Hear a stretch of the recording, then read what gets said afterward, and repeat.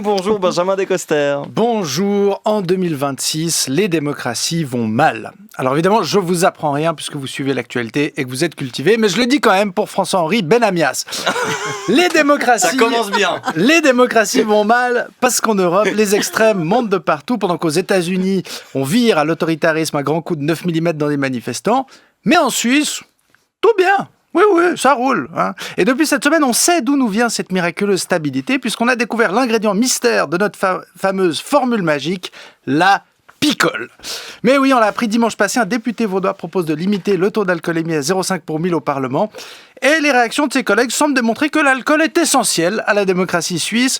Ou alors les députés, ils n'étaient pas contents. Hein. Ah non, ça passe pas. Hein. Alors que, je rappelle, la proposition, c'est pas d'interdire l'alcool. Juste d'être à 0,5 pour 1000. Puis les élus répondent, mais ça va pas. Puis moi je suis là, mais parce que vous étiez déjà pas à 0,5.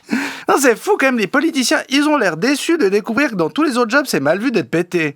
Puis nous on est quand même un peu déçus qu'ils soient déçus, quoi. Alors que vraiment, il faut aller voir le reportage de Mise au Point sur le sujet. Ils sont allés interviewer des élus dans les parlements vaudois et genevois. Et puis, t'en as qui disent « Oui, mais vous savez, l'hémicycle, c'est juste pour les votes. Le vrai travail de négociation, il se fait à la buvette. Donc, des fois, on boit un peu trop. » Non, bah ok, hein, vous dites si on vous dérange. Hein. Prochaine fois, on s'emmerde pas à vous construire des parlements. On fait direct des PMU. Hein.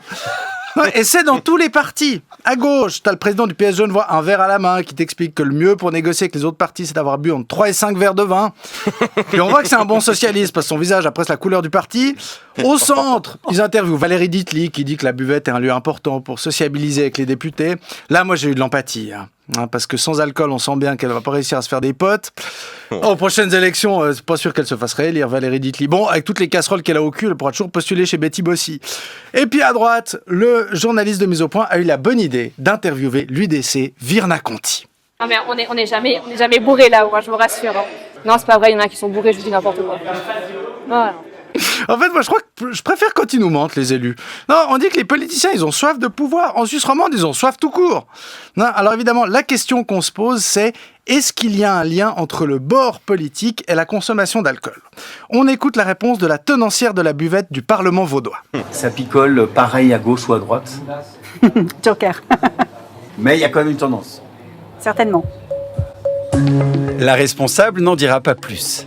Alors là, désolé, on va perdre un peu en drôlerie dans la chronique, mais je suis obligé de faire le journaliste, vu qu'ils font pas leur boulot jusqu'au bout. Parce que dans le reportage, notre collègue de la RTS aurait pu ajouter « Mais selon plusieurs sources, on boit plus de tel ou tel côté de l'échiquier politique. » Mais il le fait pas. Pourquoi ? Parce que c'est à droite qui picole. Mais il n'y a quand même pas le dire, à un mois du vote d'une initiative contre la redevance qui est lancée par la droite. Ah bah oui, c'est trop sensible, hein, ce vote sur la redevance. D'ailleurs, je suis très surpris que vous n'en ayez pas fait un troisième débat consécutif dans l'émission Jonas. Alors après, me faites pas dire ce que j'ai pas dit. Hein. La gauche a aussi ses tares. Dans le reportage de Mise au Point, quand on voit Mathilde Maranda, Ensemble à gauche, Romain Pillou, PS et le vert, Oleg Gafner, qui a lancé cette idée de limiter le taux à 0,5 pour 1000, c'est pas l'autoroute du fun. Hein, la preuve. Ça m'est arrivé de voir des personnes boire de l'alcool à des heures assez tôtives, parfois jusqu'à 10h30 le matin. Des heures tôtives, ouais, mais alors excuse, hein, chrétien de Troyes. À vrai dire, l'aube est assurément tôtive pour ce genre de breuvage. Mais c'est pas parce qu'il a l'air un peu chiant qu'il a pas raison, avec Gafner. Hein. On peut attendre de nos élus qui bossent en étant sobres, mais c'est pas l'avis de tout le monde. Il y a qu'à aller lire les commentaires sous les articles qui parlent du sujet. Moi, mes préférés, c'est les gens qui sous-entendent que c'est un premier pas vers l'islamisation de la Suisse.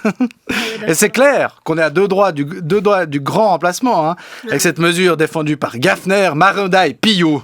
Hein. C'est non clairement islamiste. Ou plutôt, c'est patronyme sarrasin, si Oleg Gafner nous écoute. Alors après, est-ce que vraiment il faut contrôler le taux d'alcoolémie des élus ?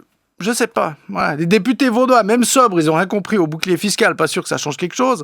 Hein, en plus, le seul truc qui arrive à mettre d'accord la gauche et la droite, apparemment, c'est de reprendre la petite sœur. Hein, et puis, ce serait pas très juste. Parce que bon, regardez le programme des communistes. Hein, ça fait des années qu'on dirait qu'ils sont sous LSD, puis on les laisse quand même siéger. Hein. Déjà qu'on n'avait rien dit quand tout le PDC valait carburer au Viagra. Allez, je vous propose qu'on enchaîne et qu'on finisse l'émission rapidement, parce que tout ça, ça m'a surtout donné envie de boire un verre.